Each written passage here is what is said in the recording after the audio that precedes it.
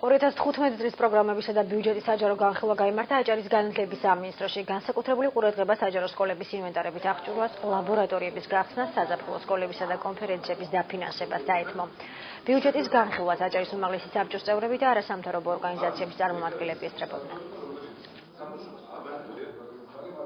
პირველად სამინისტრო 2015 წელს დააფინანსებს საზაფხულო სკოლის ორგანიზებას, მაქსიმუმ 10,000 ლარით და დაგეგმილია 2 საზაფხულო სკოლის ორგანიზება.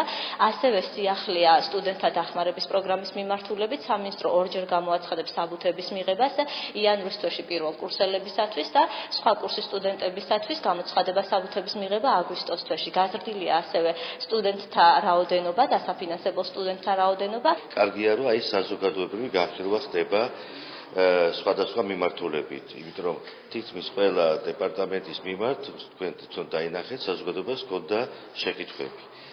შენიშვნები და სრულები იქნება მაშინ, როცა ჩვენ მივიღებთ საბოლოო კი არა, მივიღებთ უკვე გაწერილ ვარიანტს, სადაც უკვე დეტალურად იქნება ყველა ციფრი. 2015 წლის ბიუჯეტი ითვალისწინებს დაწყებული სამუშაოების გაგრძელებას, ახლა რეაბილიტაციის პროგრამას თან შეუძლოა ჩვენ ვერ შევწყვეტ, იმიტომ რომ შესაბამისად ძალიან მცირე არის დარჩენილი, რაც გასაკეთებელია, თუმცა შეიძლება მოვაშოროთ მეგდრო ცველის გაკეთებისა და თქვენ თვითონ დარწმუნდებით იმაში, რომ შეიძლება ზოგადი ფორმით მოწოდებული იყოს ესე როგორც ზოგადი განათლების ხელშეწყობის პროგრამა, კონკრეტულად ეს პროგრამა ბევრ სიახლეში იცავს.